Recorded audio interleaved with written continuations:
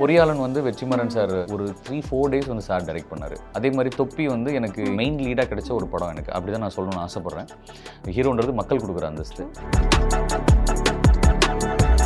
Plan B வந்து எனக்கு என்னோட லைஃபுக்கே பிளான் பியாக இருந்தது. அது வந்து விக்னேஷ் கார்த்திக் டைரக்ஷன்லேருந்து வெளியில் வந்தது. பிளான் பிக்கு முன்னாடி பின்னாடி நீங்கள் முரளியை பிரிச்சிடலாம். என்ன அப்படி பண்ணுறீங்க, காலைல 6 மணிக்கு கூப்பிட்டீங்க, ஈவினிங் 6 மணிக்கு நீங்கள் ஷார்ட் வைக்கிறீங்க. ஒரு பேஷன்ஸ் வந்து கம்மியாகிடுச்சு. ரொம்ப ஏர்ஜாக இருப்போம் நடிக்கிறதுக்கு. நம்ம நடிக்கணும், நம்ம வந்து இதை சூப்பராக பண்ணிடணும் அப்படின்னு இருக்கப்போ காலையிலேருந்து ஈவினிங் வரைக்கும் உங்களை கூப்பிடலன்னா உங்களுக்கு எப்படி இருக்கும்? எல்லாத்துலேயுமே இன்ட்ரெஸ்ட் இருந்தால் மட்டும்தான் நீங்கள் வந்து ஆக்டராக முடியும். எல்லாத்துலேயுமே இன்ட்ரெஸ்ட் இருந்தால் மட்டும்தான் டைரக்டரு, அப்புறம் நீங்கள் ஆர்ட் டைரக்டரு, மியூசிக் டைரக்டரு எல்லாமே நீங்கள் ஆக முடியும். So you need to know everything, each and every craft. Vishal Chandrasekhar நான் தான் ஃபஸ்ட் இன்டர்வியூ, அவருக்கு இன்டர்வியூ நான் தான் ஃபஸ்ட்டு. ஜிப்ரான் சாருக்கு நான் தான் ஃபஸ்ட்டு இன்டர்வியூ. இன்றைக்கும் எனக்கு க்ளோஸாக இருக்கார். புதுமுக இசையமைப்பாளர் தானே, அவருக்கு என்ன நம்ம அட்டென்ஷன் கொடுக்கணும் அப்படின்னு நான் பண்ணியிருந்தேன்னா இன்றைக்கி அவர் ஃப்ரெண்டாக இருக்க வேண்டிய கட்டாயமே இருந்திருக்காரு.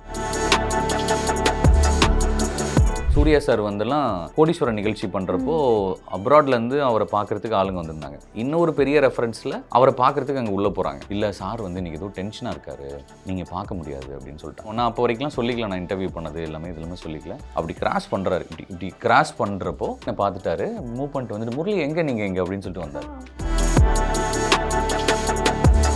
ஒருத்தரை வாழ்க்கையில் மறக்கவே முடியாது. அடங்குமுறை டைரக்டர் கார்த்திக் ப்ரொடியூசர் வந்துட்டு அவர் இன்ட்ரோ பண்ணார். என்ன ஒரு கார்த்திக் தம்பி முரளி அவர் நடிகர். அவர் சார் என்ன சார் அவரை நீங்கள் இன்ட்ரோ பண்ணுறீங்க சார், அவரோட படம் தொப்பி நீங்கள் பார்த்துருக்கீங்களா சார்? சூப்பர் படம் சார். அந்த படம் உங்களை மாதிரி பெரிய ப்ரொடியூசர்லாம் ரிலீஸ் பண்ணியிருந்தீங்கன்னா இன்றைக்கி அவரோட லெவலே வேறு சார் அப்படின்னாரு. எப்படி இருக்கும் உங்களுக்கு?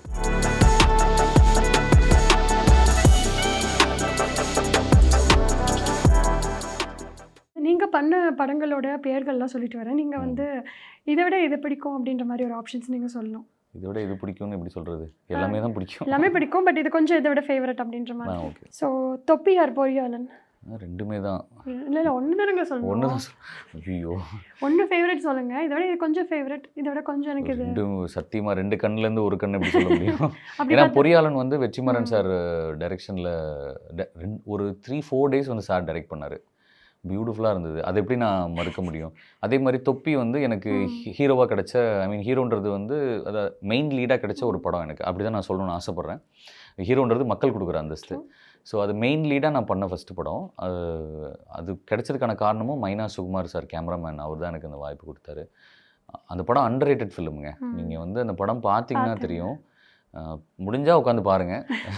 பார்த்துங்க, படம் பார்த்துட்டு படம் பார்த்துட்டு தாங்க உங்கள் பேர் எடுத்து. ஸோ நெக்ஸ்ட் பொறியாளன் ஆர் கண்டுபிடி வந்து கொஞ்சம் ஸ்பெஷல் தான் எனக்கு. ஏன்னா that is the first film நான் மேல் லீடாக பண்ணது. அது இன்னும் ரிலீஸ் ஆகலை. அது ரிலீஸ் ஆச்சுன்னா எனக்கு சந்தோஷம். எனக்கு plan B or web both are equally தான். But plan B is actually plan B to my entire career. Plan B வந்து எனக்கு என்னோட லைஃபுக்கே பிளான் பியாக இருந்தது. பிளான் பிக்கு முன்னாடி பின்னாடி நீங்கள் முரளியை பிரிச்சிடலாம். ஆமாம், உண்மையாகவே பிரிச்சிடலாம். அது வந்து விக்னேஷ் கார்த்திக் டைரக்ஷன்லேருந்து வெளியில் வந்தது. ஒரு அண்டர்ரேட்டடான ஒரு டைரக்டர் அவர். அந்த டைமில் யுவர் ஷேம்ஃப்லின்னு ஒரு ஷார்ட் ஃபிலிம் மட்டும்தான் எடுத்திருந்தார். அவர் இப்போ பார்த்தா டக்குன்னு ஐஸ்வர்ராஜேஷ்னு ஒரு பெரிய லீடிங்கில் இருக்க ஆர்டிஸ்ட் வச்சு படம் பண்ணுறாரு. என்ன பண்ணுறாருனே தெரியாது, ஆனால் ரொம்ப தெளிவாக இருந்தாப்புல. எனக்கே ஒரு சில இடங்கள்லாம் ரொம்ப கன்ஃபியூஸ் ஆகிட்டேன். நான் படம் பண்ணுறோன்றலாம் தாண்டி இந்த ஆர்டிஸ்ட்க்குனே ஒரு விஷயம் ஒன்று மைண்டில் இருக்குங்க.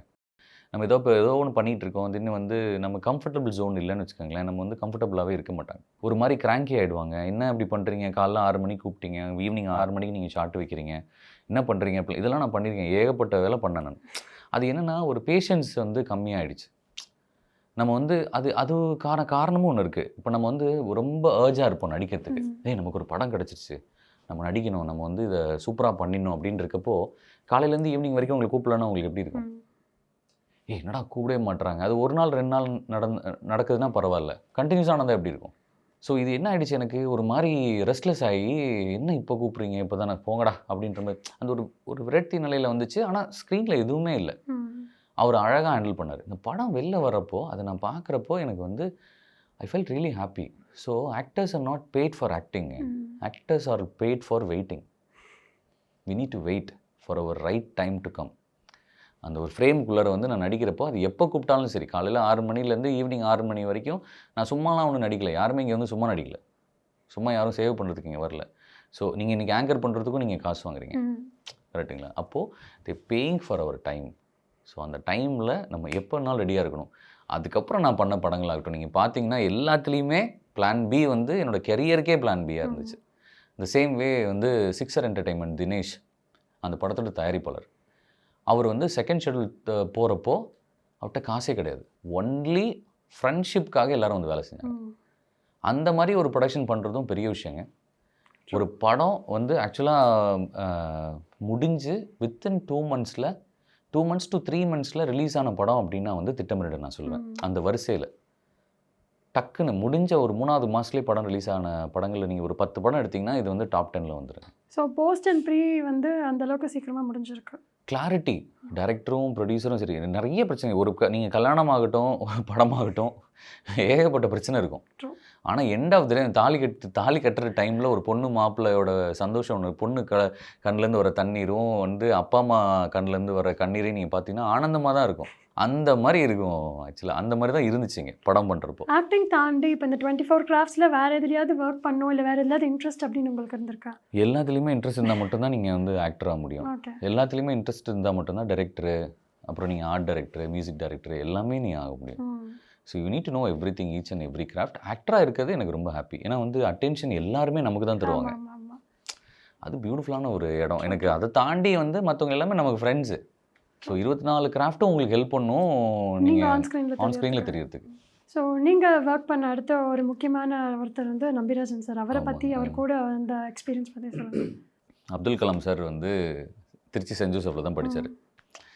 அவரை மீட் பண்ணுறதுக்கான ஆப்பர்ச்சுனிட்டி கிடைக்கல. ஆனால் அவர் கூடயே அவர் கூடயே ட்ராவல் பண்ண நம்பிராஜன் சாரை வந்து பார்க்குறதுக்கான வாய்ப்பு கிடைக்கிறப்போ நம்ம எப்படி சும்மா இருப்போம். ஒரு நண்பர் மூலமாக அது எனக்கு ஒரு வாய்ப்பு கிடைச்சிது. நேரில் போய் பார்த்தேன். Such a sweetest person. நீங்கள் நம்மளாம் பாசிட்டிவ்ன்றீங்களா, அவங்களாம் பாசிட்டிவ் வந்து இன்ஃபினிட்டி. சினிமா பற்றி அவ்வளோ பேசுவாங்க. அந்த ராக்கெட்ரி படத்துக்கு வந்து உண்மையாகவே மாதவன் சார் வந்து அவ்வளோ க்ளோஸாக ஒர்க் பண்ணியிருக்காங்க. இப்போது நீங்கள் கமல் சார்கிட்டலாம் உட்காந்து பேச முடியாது நம்மளால். அதுக்கு ஒரு அறிவார்ந்து இருக்கணும், பயங்கர நாலேஜ் இருக்கணும் அவர் கூட உட்காந்து பேசுகிறதுக்கெலாம். சார் உட்காந்து பேசுவார் சினிமா, அவ்வளோ சினிமா பேசுவார். அவ்வளோ அழகாக இருக்கும் அவர் சினிமா பேசுகிறப்போ கேட்குறப்போ. அவர் வீட்டுக்கு நான் போயிருந்தேன். ரொம்ப அதுதான் பெரிய பிளெஸ்ஸிங். எத்தனை பேரை வந்து வீட்டுக்கு கூப்பிட்ருக்காருன்னு எனக்கு தெரியல. ஸோ அண்டர்ரேட்டடாக இருக்க என்னையும் வந்து அவர் அரவணைச்சார் அன்றைக்கி. ஆமாம், that's a sweetest moment with them. So நீங்கள் காம்பேரராக ஒர்க் பண்ணும்போது நிறைய நல்ல நல்ல ஆட்களை வந்து இன்டர்வியூ எடுக்கக்கூடிய ஒரு சான்ஸ் உங்களுக்கு கிடச்சது இல்லையா? எக்ஸ்பெக்ட் பண்ண முடியும். அதில் யாராவது ஸ்பெஷலாக இருக்காங்களா? இந்த இன்டர்வியூ எனக்கு ரொம்ப இம்பார்ட்டன்ட், ரொம்ப பிடிச்சிருந்தது அந்த மாதிரி. I see everybody is special to me. இதான் சொல்வீங்கன்னு நினச்சேன் நான். ஆமாம், உண்மையாகவே. இப்போ நீங்கள் எனக்கு இன்டர்வியூக்கு வரீங்கனாலுமே வந்து யார் இவங்க ஏதோ வந்திருக்காங்க அப்படின்றதுலாம் இல்லாமல் ஏன் இன்டர்வியூக்கு வராங்க, என்னோட கெஸ்ட் அவங்க. ஸோ அவங்க போகிறப்போ ஹாப்பியாக போகணும். அப்படி வந்த முதல்ல நிறைய பேர் நான் முதல்ல இன்டர்வியூ பண்ணியிருக்கேன். விஷால் சந்திரசேகர் நான் தான் ஃபஸ்ட்டு இன்டர்வியூ. அவருக்கு இன்டர்வியூ நான் தான் ஃபஸ்ட்டு. ஜிப்ரான் சாருக்கு நான் தான் ஃபஸ்ட்டு இன்டர்வியூ. இன்றைக்கும் எனக்கு க்ளோஸாக இருக்கார். சரி, இன்றைக்கி வந்து அவர் புதுமுக இசையமைப்பாளர் தானே, அவருக்கு என்ன நம்ம அட்டென்ஷன் கொடுக்கணும் அப்படின்னு நான் பண்ணியிருந்தேன்னா இன்றைக்கி அவர் ஃப்ரெண்டாக இருக்க வேண்டிய கட்டாயமே இருந்திருக்காது. அன்றைக்கி என் வேலையை நான் சரியாக செஞ்சதுனால இன்றைக்கி எல்லாருமே என் கூட இருக்காங்க. அதே மாதிரி சூர்யா சார் வந்துலாம் அதெல்லாம் அல்டிமேட். நான் அவர் கூட ஒரு இன்டர்வியூ, அடுத்தது வந்து ஒரு கோடீஸ்வரன் நிகழ்ச்சி பண்ணுறப்போ அப்ராட்லேருந்து அவரை பார்க்குறதுக்கு ஆளுங்க வந்திருந்தாங்க. இன்னொரு பெரிய ரெஃபரன்ஸில் அவரை பார்க்குறதுக்கு அங்கே உள்ளே போகிறாங்க. ஓகே, அவரை பார்க்குறதுக்கு உள்ளே போகிறாங்க. நான் அவங்களோட தான், அவங்க என்னையும் பார்க்க வந்திருந்தாங்க. சரி ஓகே வாங்க, நான் உங்களை ட்ராப் பண்ணிட்டு போகிறேன் அப்படின்னு. உள்ளே வந்தோடனே அந்த ப்ரொடக்ஷனில் இருக்கவங்களாம் என்ன பார்த்தா நீங்களும் உள்ளே வாங்க அப்படின்ட்டாங்க. கடைசியில் இவங்க யார் எந்த பெரிய ரெஃபரன்ஸோடு போனாங்களோ அவங்களுக்கு ஃபெயில் பண்ணிட்டாங்க. இல்லை சார் வந்து இன்றைக்கி ஏதோ டென்ஷனாக இருக்கார், நீங்கள் பார்க்க முடியாது அப்படின்னு சொல்லிட்டாங்க. நீங்கள் உள்ளே வந்து சும்மா வேணால் அப்படி பார்த்துட்டு போங்க அப்படின்னாங்க. நாங்கள் எல்லாம் போய் அங்கே உள்ளே போய் நின்னோம். நான் அப்போ வரைக்கும்லாம் சொல்லிக்கல, நான் இன்டர்வியூ பண்ணது எல்லாமே சொல்லிக்கல. அப்படி கிராஸ் பண்ணுறாரு. இப்படி கிராஸ் பண்ணுறப்போ இப்படி நம்ம பேசிகிட்டே இப்படி போவோம்ல, இப்படி பேசிகிட்டே போகிறப்போ இப்படி இப்படி பார்த்துட்டு இப்படி திரும்புவோம் இல்லையா? அப்படி திரும்பி பார்த்ததில் வந்து என்னை பார்த்துட்டாரு. மூவ் பண்ணிட்டு வந்துட்டு முரளி நீங்கள் எங்கே அப்படின்னு சொல்லிட்டு வந்தார். இது சூர்யா வந்து நின்று பேசிட்டு யார் எனக்கு சார், இல்லை சார் ஃப்ரெண்ட்ஸ்லாம் கனடாலேருந்து வந்திருக்காங்க அப்படின்னு சொல்லி, உங்களை பார்க்க தான் வந்திருக்காங்க, பட் நீங்கள் பிஸியாக இருக்கனால என்ன அப்படின்னு சொல்லி கேட்டார். அப்புறம் அந்த ஃபோட்டோ இதை எடுக்கணும். சரி ஓகே, இது முடிச்சுட்டு வரேன், வந்து ஃபோட்டோ எடுத்துக்கலாம் இல்லையா அப்படின்ட்டு. அவ்வளோதான், முடிஞ்சு, சிம்பிள். இது வந்து யாருக்கு கிடைச்ச ஒரு வெற்றினா, நான் வந்து அந்த டைமில் நான் என் வேலையை கரெக்டாக செஞ்சதுனால தான். இது இவருக்குன்னு இல்லை, எல்லாத்துக்குமே தான். இந்த மாதிரி யாராவது உங்கள் படம் பார்த்துட்டு உங்களை நோட் பண்ணி பேசி கங்க்ராட்ஸ் பண்ணி பேசியிருக்காங்களா? ஒருத்தரை வாழ்க்கையில் மறக்கவே முடியாது. அடங்கும் ஒரு டைரக்டர் கார்த்திக். நான் ஒரு பெரிய தயாரிப்பாளரை சந்திக்கிறதுக்கு வெளியில் வெயிட் பண்ணிட்டு இருந்தப்போ அவங்க மறந்துட்டாங்க என்னை பார்க்கறதுக்கு. நான் வந்ததே மறந்துட்டாங்க. அப்புறம் வந்து திடீர்னு ஞாபகம் வந்துட்டு நான் மெசேஜ் போட்டிருந்தேன் ஒரு 1 மணி நேரம் 1.5 மணி நேரம் ஆனதுக்கப்புறம். அப்புறம் உள்ளே போனால் அவர் உட்கார்ந்துருக்காரு. எனக்கு அவர் யாருன்னே தெரியாது. ஒரு இபி ஒருத்தர் உட்கார்ந்துருந்தார், ஒரு டைரக்டர் ஒருத்தர்.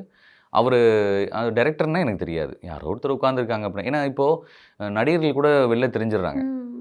பிஹைண்ட் த ஸ்க்ரீன் இருக்க டெக்னீஷியன்ஸ் வந்து அவங்க கண்டினியூஸாக அவங்க பண்ணிகிட்டே இருக்கவங்க தான் அவங்க வெளியில் வராங்க. இவரெல்லாம் சோஷியல் மீடியாவுக்கு வெளில வராத ஒரு சூப்பர் டேலண்ட் அவர்.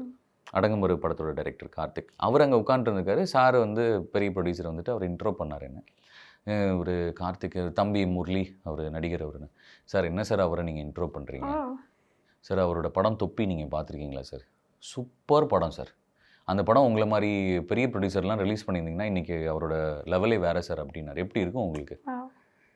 அப்புறம் அதுக்கப்புறம் அவர் நம்பர் வாங்கி நான் கால் பண்ணி நான் பேசினேன். அவர் பேசுகிறப்போ வந்து முரளி நீங்களாம் ஒன்றும் ஒரி பண்ணாதீங்க முரளி, சூப்பராக வருவீங்க முரளி, நான் அந்த படம் தேட்டரில் போய் பார்த்தேன் முரளி உங்களுக்காக அப்படின்னாரு. நீங்கள் வரீங்க sir, super sir, thank you so much sir. இந்த மாதிரி யாரும் பேசல சார்.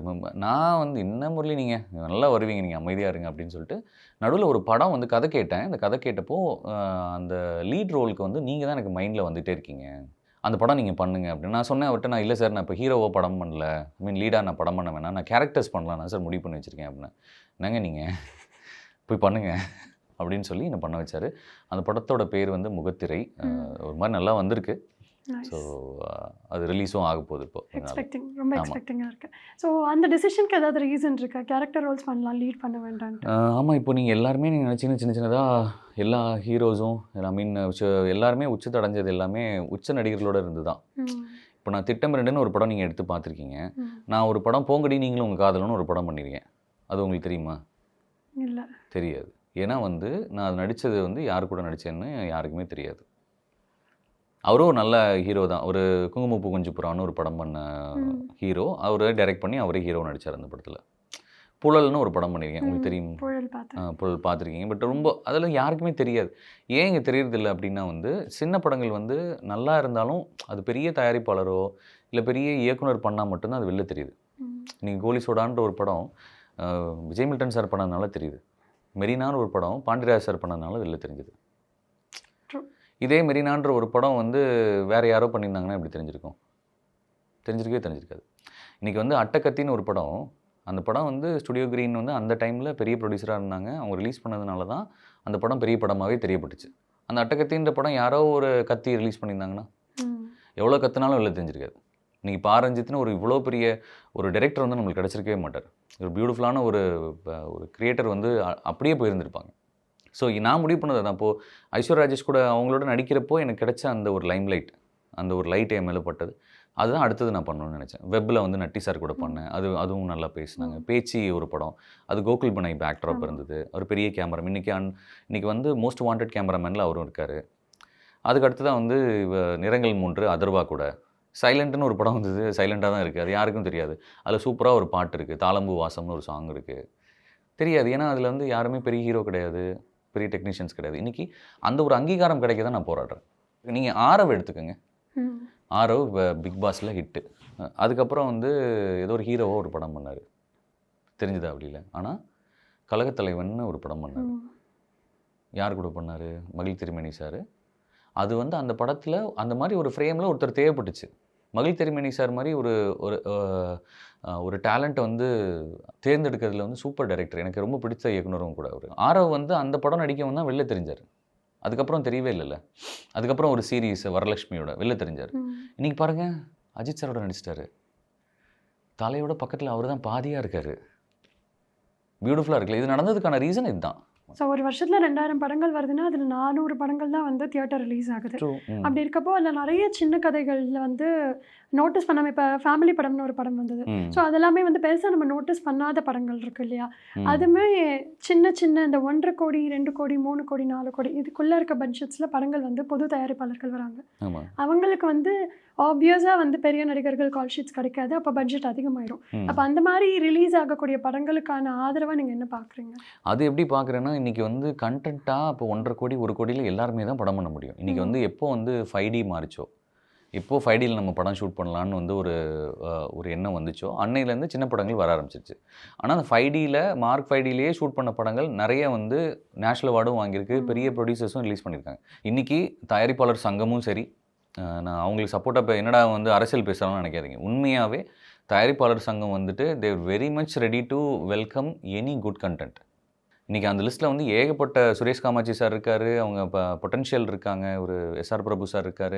இந்த மாதிரி நிறைய ப்ரொடியூசர்ஸ் வந்து என்ன சொல்கிறாங்க அப்படின்னா, நல்ல கண்டென்ட் ஓரியன்ட் ஃபிலிமாக நீங்கள் எடுங்கன்றது தான் கடைசி பொதுக்கூட்டத்தில் வந்து பேசியிருக்காங்க. அவங்க வந்து தே ready to accept the good content film. நீங்கள் பெருசு தான் பண்ணணும்னு இல்லை, கண்டென்ட்டை நல்லா எடுத்துகிட்டு வாங்க, நாங்கள் பார்த்துக்குறோன்றாங்க. அந்த மாதிரி நிறைய படங்களுக்கு நிறைய தயாரிப்பாளர்கள் கை கொடுக்க ரெடியாக இருக்காங்க. இங்கே சின்ன படங்கள் பண்ணுற ப்ரொடியூசர்ஸ் என்ன பண்ணுற தவறுன்னா, நான் அனுபவிச்சிருக்கேன். என்னோடய படத்துக்கு நான் அனுபவிச்சிருக்கேன். ஒரு படம் வந்து ஒரு பட்ஜெட்டில் பண்ணுவாங்க. அந்த படத்தை வந்துட்டு ஒரு விற்கணும்னு பாருங்க. நீங்கள் தான் ப்ரொடியூசர்னு வச்சுக்கோங்க. உங்கள்கிட்ட வந்து நான் விற்கிறதுக்கு வரேன். நான் 1.5 கோடி ரூபாயில் படம் பண்ணிவிட்டு நான் உங்கள்கிட்ட 2.5 கோடின்னு சொன்னால் அவங்களுக்கு தெரியாதா என்ன? இந்த அக்செப்டன்ஸ் இருக்கிறது இல்லை. அப்போது இன்றைக்கி வந்து சின்ன படங்கள் பண்ணுற தயாரிப்பாளர்கள் வந்து இவ்வளோ பண்ணியிருக்கோமா, நமக்கு வந்து காஸ்ட் டு காஸ்ட் வந்தால் போதும். ஒரே படத்தில் வந்து நம்ம அம்பானி எப்படி ஆக முடியும்? நல்ல கண்டென்ட் தான். காக்கைக்கு தன் குஞ்சு பொன் குஞ்சு தான், யாரும் இல்லைன்னுலாம் சொல்லலை. அது கொண்டு போய் சேருங்க ஃபஸ்ட்டு. இப்போ 1000 படத்தில் 400 படம் ரிலீஸ் ஆகுதுன்னா ஏன் 600 படம் ரிலீஸ் ஆக மாட்டேங்குதுன்னா புரிதல் இல்லை. இப்போது இன்றைக்கி வந்து ஒரு படம் எடுக்கிறதுக்கு வந்து எவ்வளோ பேர் உழைக்கிறாங்க, எவ்வளோ பேரோட வந்து அதில் உழைப்பு இருக்குது, எவ்வளோ பேர் எதிர்பார்ப்பாங்க இந்த படம் பண்ணியிருக்கோம். வெளியில் வந்தால் தானே அடுத்தது அவங்களுக்கு ஒரு அங்கீகாரம் இருக்கும். என்ன மாதிரி ஆக்டரே வச்சுக்கோங்க, சின்ன பட்ஜெட் படம் பண்ணுறோம், நடுவில் நிறைய ஆப்பர்ச்சுனிட்டி. இந்த படம் ரிலீஸ் ஆனதுக்கப்புறம் நம்ம பார்த்துக்கலான்னு உட்காந்துருப்பான். 2 வருஷம் 3 வருஷம் ஓடிச்சுன்னா என்ன பண்ணுவான்? ஒன்றுமே பண்ண முடியாது. ஸோ அவங்க ஓப்பன் அப் ஆகணும். அவங்க ஓப்பன் அப் ஆகி பெரிய நல்ல கண்டென்ட்டாக எடுத்துட்டா பெரிய ப்ரொடியூசர்ஸ் ரிலீஸ் பண்ண ரெடியாக தான் இருக்காங்க. யாருமே இல்லை. இன்றைக்கி சுரேஷ் காமாட்சி சார் வந்து நான் கடைசியாக நான் பண்ண சைலண்ட்னு ஒரு படத்துக்கு வந்து அவர் வந்து சப்போர்ட் பண்ணுறாரு. இன்றைக்கி வெற்றிமாறன் சார் வந்து தன்னோட அசோசியேட்ஸ் வந்து படம் பண்ணுறாங்க அப்படின்னா வந்து அவரோட பேனர் போட்டு அவர் வந்து கொடுக்குறாரு. அவர் காசு வாங்குறாரு, வாங்கலை விட்டுருங்க. ஆனால் வந்து அவர் சப்போர்ட் பண்ணுறாரா இல்லையா? பண்ணுறாருல்ல. இது அதுக்கு மட்டும் கிடையாது. சார்னு ஒரு படம் அவர் வந்து போஸ் வெங்கட் சார் வந்து படம் பண்ணியிருக்காரு.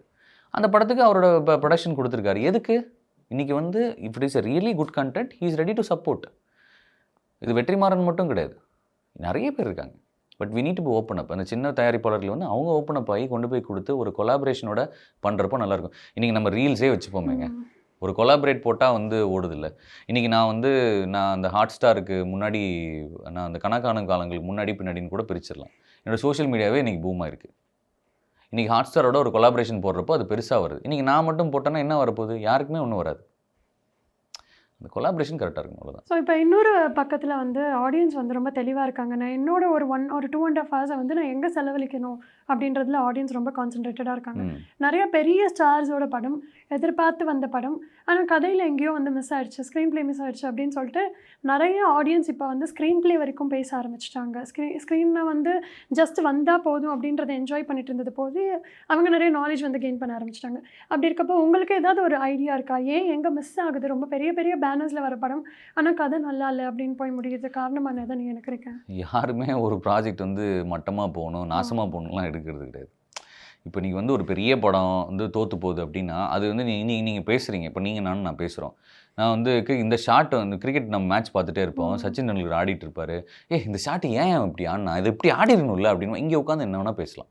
நான் 250 ரூபா கொடுத்து நான் டிக்கெட் வாங்குகிறேன், வந்து நான் படம் நீ சரியாக பண்ணலாம்ல, அவன் கேட்குற எல்லா நியாயமும் இருக்குது. நான் எதுவுமே சொல்லலை. அவங்க இதெல்லாம் யோசிக்காமையே அந்த படம் பண்ணியிருப்பாங்க. இவ்வளோ கோடி போடுறாங்க. நம்ம ஒரு மொபைல் வாங்கணுன்னாலும், ஒரு பைக் வாங்கணுன்னாலோ, ஒரு கார் வாங்கணுன்னாலோ எவ்வளோ யோசிக்கிறோம்? அப்போது வந்து ஒரு 10,000 கோடி போட்டு 100 கோடி 200 கோடி 300 கோடி படம் போட்டு பண்ணுறவங்க வந்து கண்டிப்பாக யோசிக்காமல் இருந்திருப்பாங்க. இது கரெக்டாக இருக்குன்னு ஒரு ஜட்ஜ்மெண்ட்டில் தானே ஒரு பொதுக்குழு கூட்டி அது வந்து இத்தனை டிஸ்கஷன் போய் இதெல்லாம் பண்ணி இவ்வளோ பண்ணியும் தப்பு நடக்குது அப்படின்னா தப்பாக போகணுன்னு இருக்குது, அவ்வளோதான். அப்போ ஜெயிக்கிறப்போ ஏன் பேச மாட்டீங்க?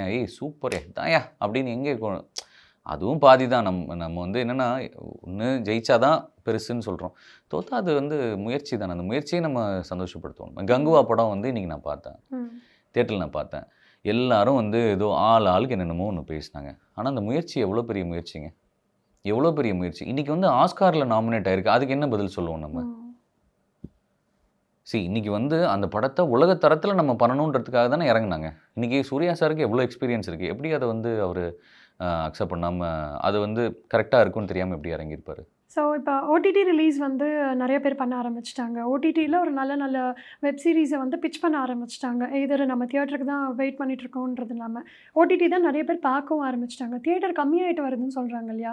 தியேட்டர் எக்ஸ்பீரியன்ஸ் குறைஞ்சிட்டே வருதுன்ட்டு அதை நீங்கள் ஃபீல் பண்ணுறீங்களா? ஆமாம், அது ஃபீல் நானே ஃபீல் பண்ணுறேன். ஒரு சில படங்கள் வந்து நம்ம பார்க்க முடியலன்னா சரி ஓடிடியில் வரும்ல, அப்போ பார்த்துக்கலாம் அப்படின்ற ஒரு மாதிரி நான் சாந்தப்படுத்திக்கிறோம் நம்ம. அது அது என்னென்னா அந்த கல்ச்சராக தேட்டரில் இப்போ நம்ம தேட்டருக்குன்னு போனால் என்ன ஆகுது, ஒரு குடும்பஸ்தானா நான் பேசுகிறேனே.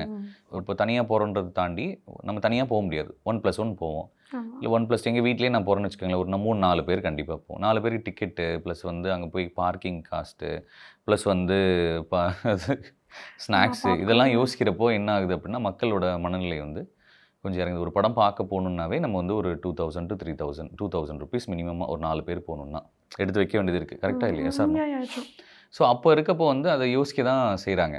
பட் அதை தாண்டி சினிமா வந்து ரசிக்கிறவங்களும் அது வந்து அது இன்னமுமே அது வைபாக நினைக்க தேட்டரில் போய் படம் பார்த்தா தான் அது ஒரு திருப்தின்னு ஒன்று இருக்குல்ல.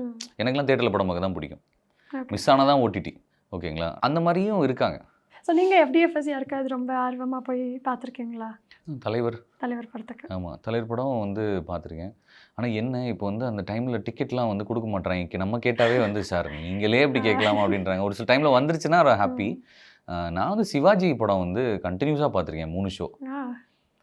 அப்போது வேலை பார்த்துட்டு இருந்தேன் RRD ப்ரீ மீடியான்னு சொல்லிட்டு RRD ஆன்லைன்னு சொல்லி ஒரு கம்பெனியில். காலையில் 6:30 ஷோக்கு 6:30 ஷோ மாயஜாலில். அப்புறம் வந்து திருப்பி ஒரு 10:30 மார்னிங் ஷோ வந்து சத்யமில். ஈவினிங் வந்து 6:30 ஷோ வந்து ஐநாக்ஸில் சிட்டி சென்டரில். இப்படி பார்த்தேன். ஸோ ஃபைனலாக அவங்க மனைவியை பற்றி ஏதாவது ஒரு 4 நல்ல வார்த்தைகள் கேட்டுக்கிட்டு நாங்கள் அப்படியே முடிச்சிடலாம்னு நினைக்கிறோம். So how is you both? அவங்கள வந்து ஸ்க்ரீனில் அகைன் பார்க்குறது ரொம்ப சந்தோஷமாக இருக்குது அவங்களோட கேப்க்கு அப்புறம். உங்கள் 2 பேருக்கு எப்படி இருக்கும்? வீட்டில் பிஸி ஸ்கெடியூல்லாம் அங்கே போகிறேன் நீங்கள் போகிறேன் அந்த மாதிரி எல்லாம் இருக்குமா? பிஸிலாம் ஒன்றும் இல்லைங்க. Things and we have a good time. Will spend a good time each other and she is very supportive to me. அது அது சப்போர்ட் இல்லைன்னா இவ்வளோ தூரம் வந்திருக்க முடியாது. ஏன்னா வெற்றியில் நிற்கிறதுன்றது வேறு, அந்த வெற்றி அடையிறதுக்கு முன்னாடி நிற்கிறதுன்றது வேறு.